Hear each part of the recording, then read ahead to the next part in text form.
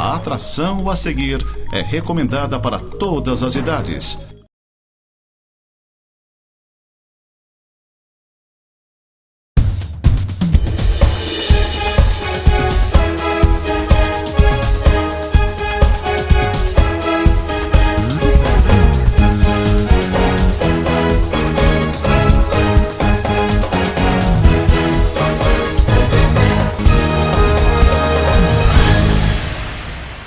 E vamos ao velho chavão. Muito bem, amigos, estamos começando mais um Tema Livre aqui na Nova Era TV e, como sempre, né, o Marcel, meu grande irmão, aqui comigo acompanhando as gravações.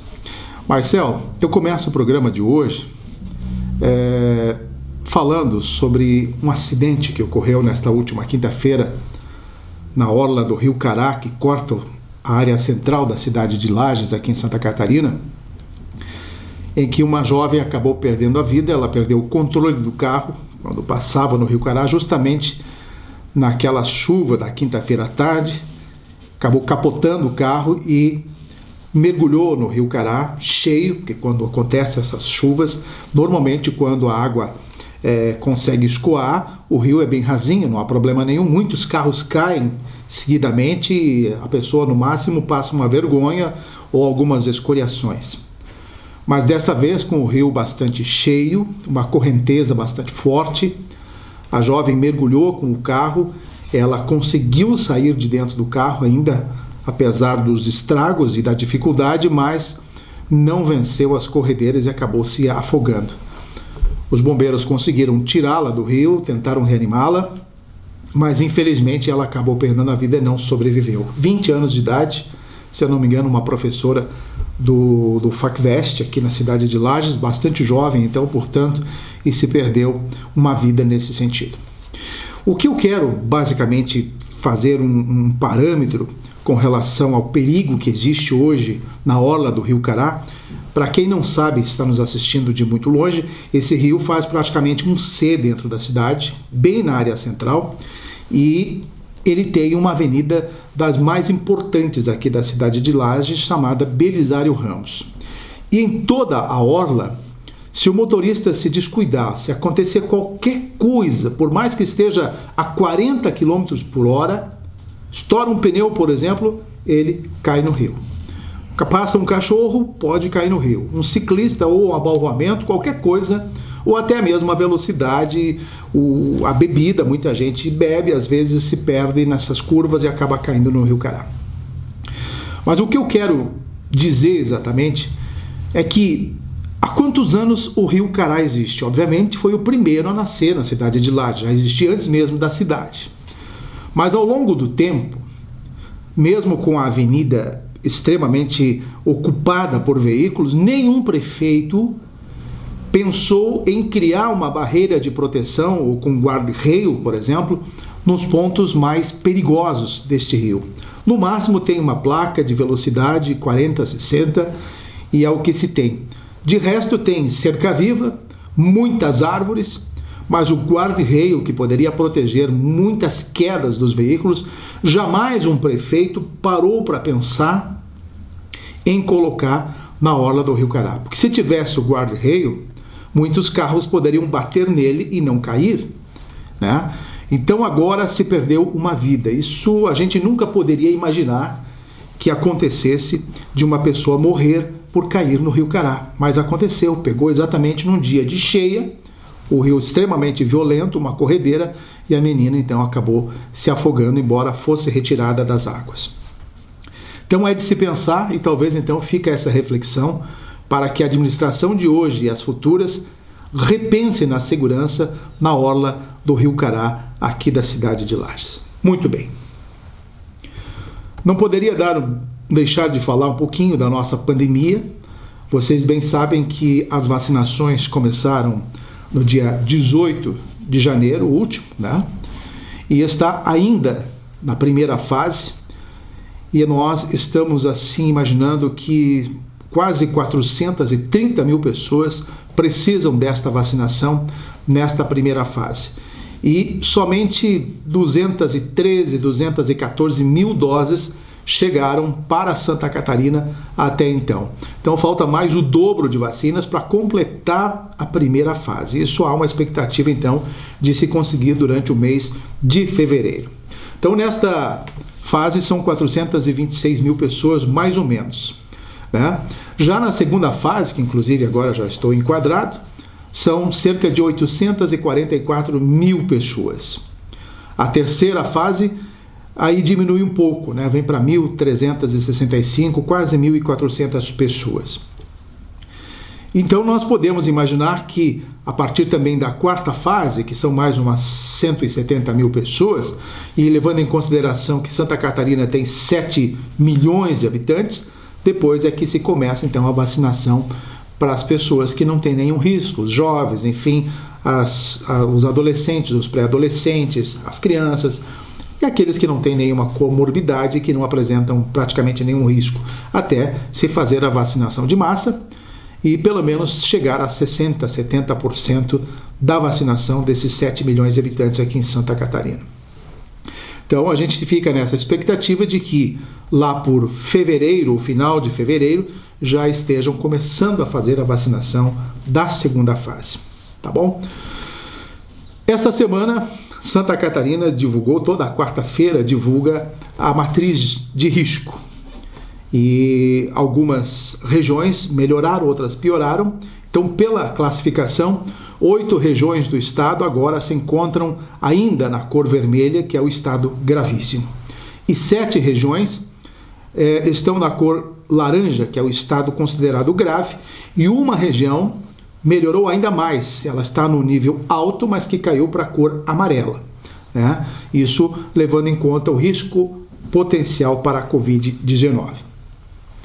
E neste boletim, se formos comparar a semana anterior, o extremo oeste passou de grave para nível maior de atenção, enquanto que lá no extremo sul saiu do patamar de grave para o alto, que é o amarelo, né, que diminuiu um pouco, e a Grande Florianópolis e a nossa Serra Catarinense apresentaram esta melhora e voltaram para o estado gravíssimo, que é a cor laranja. Então, isso tudo a gente leva a crer que as coisas começam a melhorar.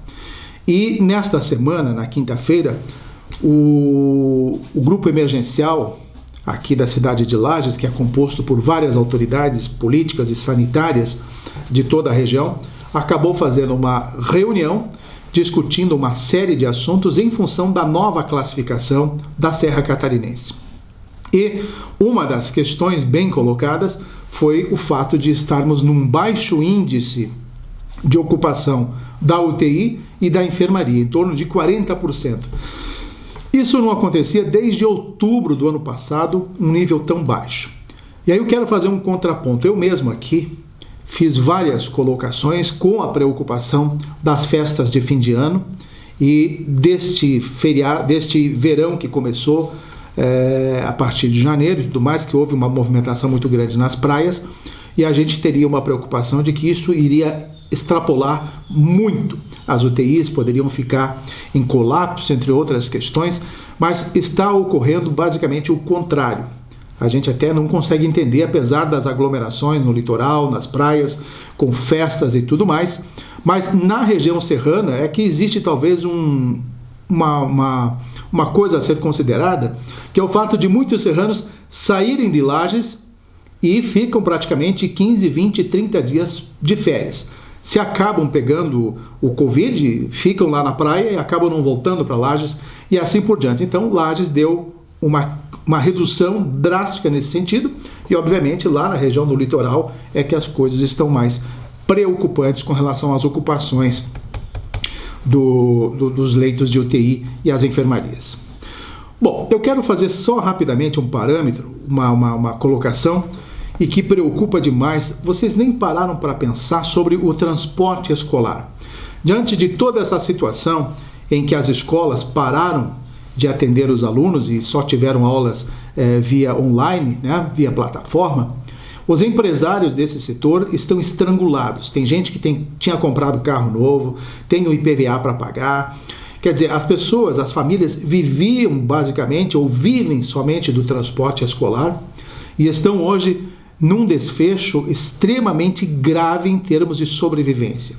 E não tem aonde buscar socorro, basicamente. Não tem apoio do governo federal, não tem apoio do governo do estado, não tem...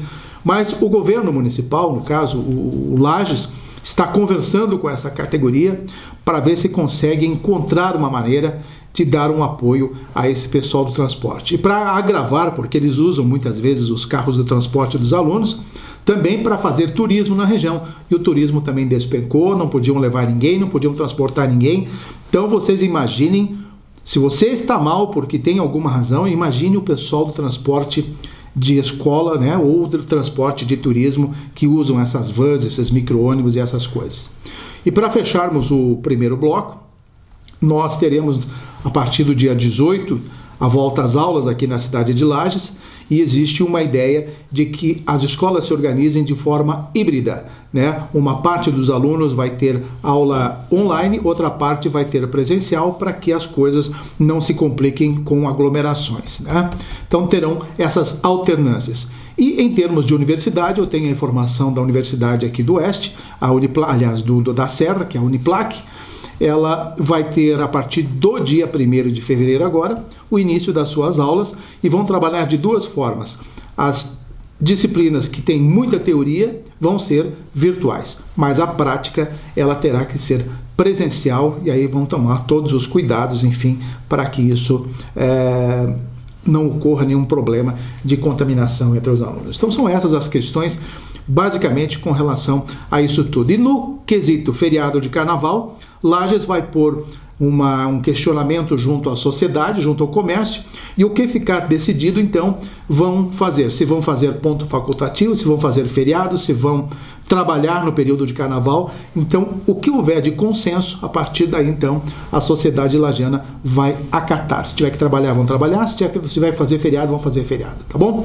Depois do intervalo, eu retomo, então, o Tema Livre com outros assuntos de bastante interesse, tá ok? Até já!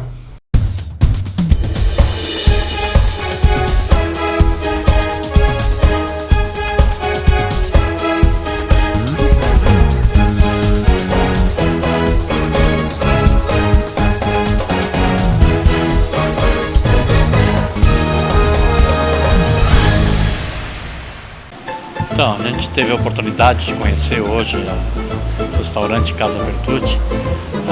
Quero dizer que pratos deliciosos, uma maravilha. A gente foi muito bem atendido, com excelente cardápio, excelentes pratos, enfim, uma maravilha. Convido todos para conhecer o restaurante Casa Bertucci, tenho certeza que irão gostar.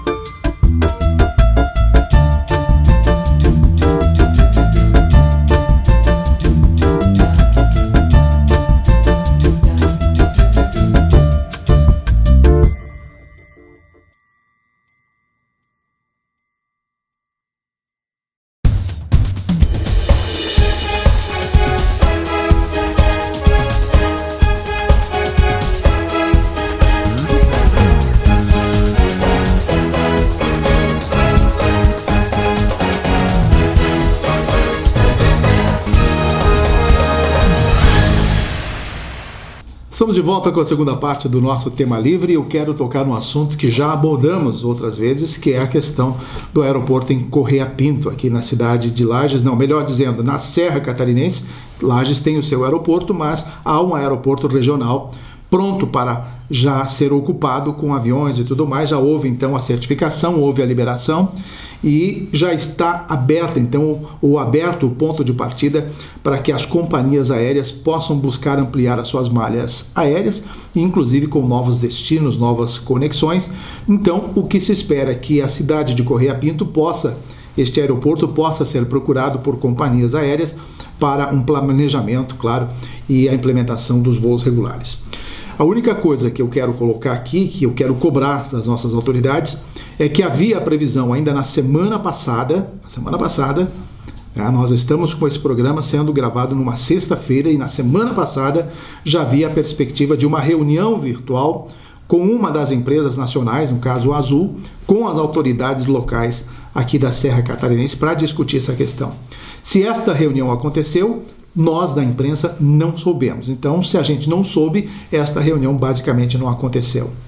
Então, o que se espera agora é realmente a agilidade das nossas autoridades empresariais e políticas para que tragam definitivamente uma empresa que passe a operar. O aeroporto já está pronto, já pode receber aeronaves de grande porte, inclusive, e que definitivamente façam uso daquela pista de pouso que foi construída há quase 20 anos e até agora, no mais, apenas algum teco-teco lá ou um helicóptero foi o que pousou para poder ainda fazer alguma inspeção. Então, os relatórios, tudo está em ordem e as coisas podem começar a acontecer. Agora, aconteceu esta semana que passou também uma curiosidade.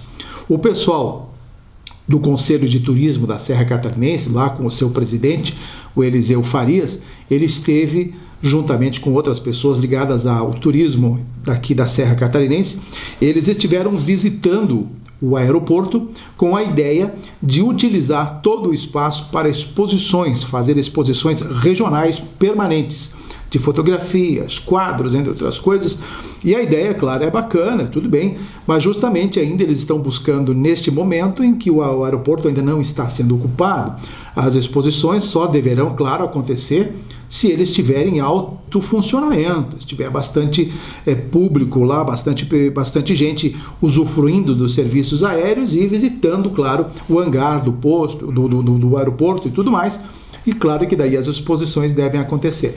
Mas de qualquer maneira, o que está confirmado é que haverá então exposições de arte, de fotografias e tudo mais da Serra Catarinense toda a Serra poderá expor o seu trabalho dentro do aeroporto, né, nas instalações do aeroporto em Correia Pinto, e isso já está certo, né? Vamos ter arte dentro do aeroporto, só por enquanto não temos voo regular acertado, tá bom? Então essas são coisas curiosas que a gente acaba tendo que comentar com vocês.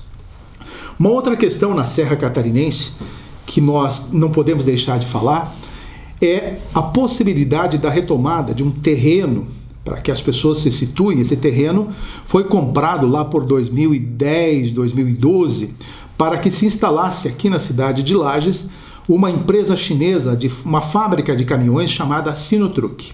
Foi feito todo um trabalho nesse sentido, compraram a área e na hora H a tal de fábrica chinesa simplesmente não apareceu, desistiu do negócio e a área ficou lá, tendo uma dívida até hoje que o município de Lages está pagando sobre esta área. Não sei quanto, mas é uma fortuna que ficou sendo paga por uma área de praticamente 1.500 metros quadrados, né?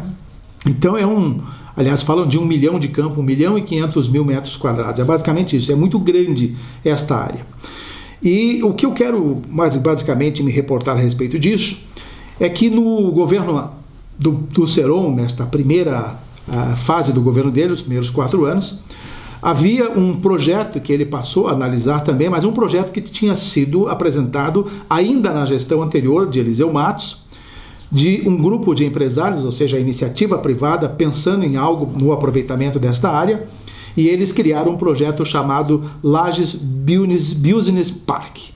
E ele foi apresentado, esse projeto, para Antônio Seron, para o atual prefeito, na sua primeira fase de administração, e sabe-se lá por que cargas d'água, o prefeito nunca deu muito nunca demonstrou interesse, basicamente, em fazer com que a iniciativa privada fizesse a instalação desse business lá nesta área. Aliás, um projeto magnífico, se vocês imaginarem, dividido por terrenos, as empresas se instalariam e o município de Lages ficaria de graça com 100 municípios para explorar como bem quisesse, 100 terrenos para explorar como bem quisesse nessa proposta da iniciativa privada. Mas o Seron não deu muita bola, foi bem assim mesmo. Os caras acabaram desistindo e tudo mais. Mas agora, né, começando o ano de 2021, uma nova gestão, tem gente que está definitivamente querendo reativar aquela área. Até porque na campanha política, eu lembro que a deputada Carmen Zanotto, candidata a prefeita, inclusive, ela esteve lá na área e propunha, né, na sua plataforma de governo, retomar então o Business Park ou algo parecido para utilizar aquela área de terra, enfim, transformar num grande parque industrial, comercial e tudo mais. E agora, começando a gestão, tem pessoas, né, que já estão lidando com isso e a primeira atitude será pensar em criar uma subestação de energia, então já é uma grande coisa, porque quando pensar em instalar alguma coisa, se não tiver energia, é a última, uma empresa não vai se instalar. Então, tá aí uma boa nova, vão pensar na estação de subestação de energia para que captem, então, esta energia para a instalação das empresas e estão começando as discussões agora. Tomara que este ano, ou não demore muito, nós tenhamos algumas novidades para que esta área definitivamente seja ocupada, uma vez que ela é do município e precisa ser aproveitada. E algum projeto, obviamente, deve ser planejado e apresentado à sociedade.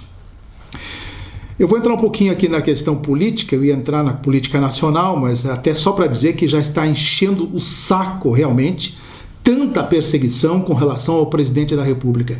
Se o presidente da República diz A, a grande mídia diz que ele disse B. Se ele diz B, outra parte diz que ele disse C. Então tá um inferno, está enchendo o saco. Deixem o homem trabalhar. Tá certo que ele é um tronco, ele fala bobagem, ele fala palavrão, mas ele tá fazendo o que pode nesse país para melhorar. Então até muita gente diz, quem é que vai substituir Jair Bolsonaro? Tem alguém melhor para substituir? Não tem. Apresentem um nome melhor que Jair Bolsonaro hoje para dirigir a nossa nação. Então, a grande mídia perdeu basicamente todo o respeito. E olha que foram mais de 58 milhões de votos para esse presidente. Então, esses 58 milhões hoje estão anojados com a grande mídia que assumiu esta bandeira de simplesmente difamar, de falar mal. Quer dizer, mais da metade da população brasileira está de saco cheio de tanta perseguição. Deixa o homem cumprir o governo dele, tentem as eleições nas próximas e se ganhar muda tudo e assim por diante. Então, essa questão de oposição, olha, está enchendo o saco. Bom, rapidamente sobre assuntos locais, a Câmara de Vereadores de Lages acabou fazendo um treinamento e tudo mais, muitos vereadores novos. Então, interessante que eu achei essas medidas para que eles assumam a partir deste dia 1º, já com noção de treinamento, curso de oratória e tudo mais. Então, parabéns às iniciativas para poder fazer com que a Câmara de Vereadores, os vereadores comecem de forma melhor trabalhada, porque são muita gente nova por ali. E para nós fecharmos o nosso programa de hoje, esta semana o governador Carlos Moisés teve uma nova situação no seu processo, né, de que o Ministério Público de Santa Catarina concluiu que não houve participação dele no processo de aquisição dos ventiladores mecânicos. Então, ele foi inocentado também nisso tudo, embora o processo de impeachment ainda não tenha se estancado. Vai acontecer provavelmente a partir de fevereiro, mas provavelmente também vai ser inocentado, uma vez que a Polícia Federal e agora o Ministério Público estão dizendo que ele não teve nenhuma participação, com certeza vai ser inocentado.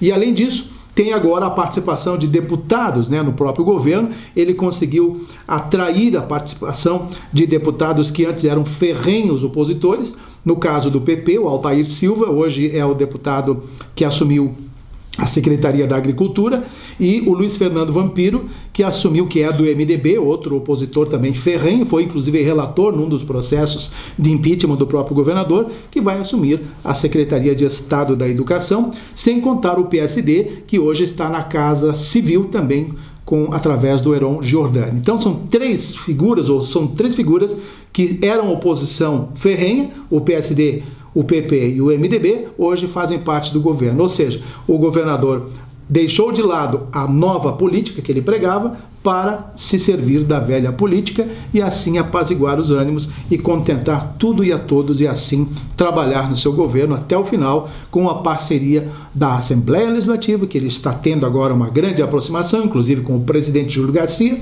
entre outros, e as coisas no governo agora tendem, digamos assim, a se ajustar com a participação efetiva de vários partidos nessa miscelânea de ideologias. Mais ou menos isso. Então, estão aí as novidades no campo político. Claro que eu queria abordar bem mais essa questão, mas de qualquer maneira está pincelado o assunto e o governador Carlos Moisés agora navega em mares calmos, com o apoio dos ex-inimigos. Claro que ainda vai ter alguns na Assembleia Legislativa, mas não terão força esses inimigos para prejudicar o andamento do seu governo, tá bom? Céu, muito obrigado, e a gente encerra assim então mais uma edição do Tema Livre, e a semana que vem, se Deus quiser, a gente volta. Até lá!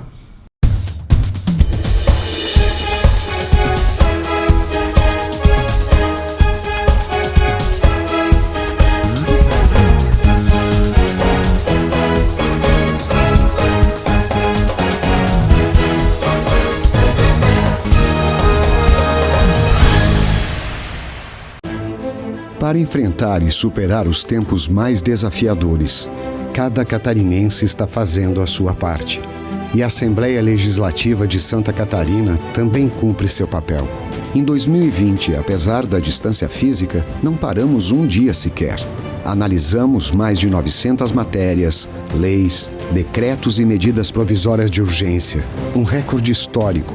Iniciativas como a redução de impostos, crédito a juros zero para empreendedores, imposto zero para medicamentos e equipamentos de saúde, fiscalização rigorosa dos gastos públicos do governo e muitas outras ações. Medidas de impacto para proteger a vida dos catarinenses, apoiar quem produz e estimular a geração de empregos. E em 2021 seguiremos firmes nessa missão. Assembleia Legislativa. Aqui tem presença, trabalho sério e responsabilidade com Santa Catarina.